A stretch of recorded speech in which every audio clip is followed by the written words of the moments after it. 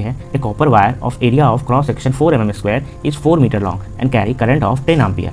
The number density of free electron is 8 × 10⁻28 metre per metre cube. Then how much time is required by electron to travel the length of the wire.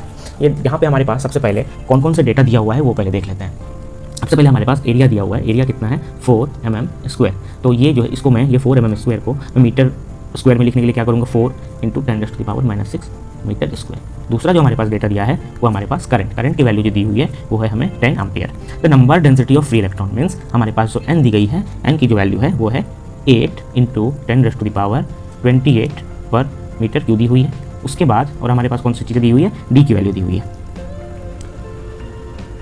जो d दी हुई है वो 4 metre दी गई है. अब हमें पता है जो हमारी करंट एंड ड्रिफ्ट वेलोसिटी की रिलेशन निकली थी वो थी I = NA/EVD. क्लियर है.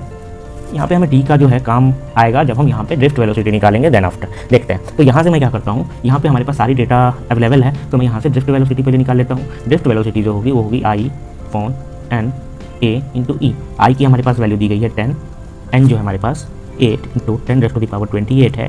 एरिया जो है हमारा वो 4 × 10⁻6 है. एंड हमें पता है चार्ज ऑन इलेक्ट्रॉन जो होता है वो उसी को E बोलते हैं. उसकी वैल्यू 1.6 × 10⁻19 दी गई है.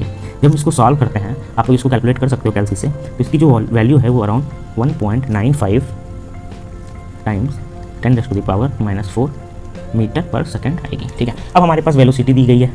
वेलोसिटी के पास हमारे पास जो है डिस्टेंस भी दिया हुआ है. तो मैं यहाँ से टाइम निकाल सकता हूँ. क्या होता है हमारे पास velocity = distance upon time. Therefore time = distance upon velocity. तो हमारे पास जो है डिस्टेंस कितना दिया हुआ है 4 अपॉन वेलोसिटी 1.95 × 10⁻⁻4. तो अगर मैं इसको करूँगा तो अप्रॉक्स जो है 2.05 × 10⁻4 हमारे पास ये सेकंड आएगा. तो इसको हम अलग अलग यूनिट में कन्वर्ट कर सकते हैं. अगर आवर्स में दिया रहेगा तो आवर्स में कर लेंगे, मिनट में दिया रहेगा तो मिनट में कर लेंगे. अभी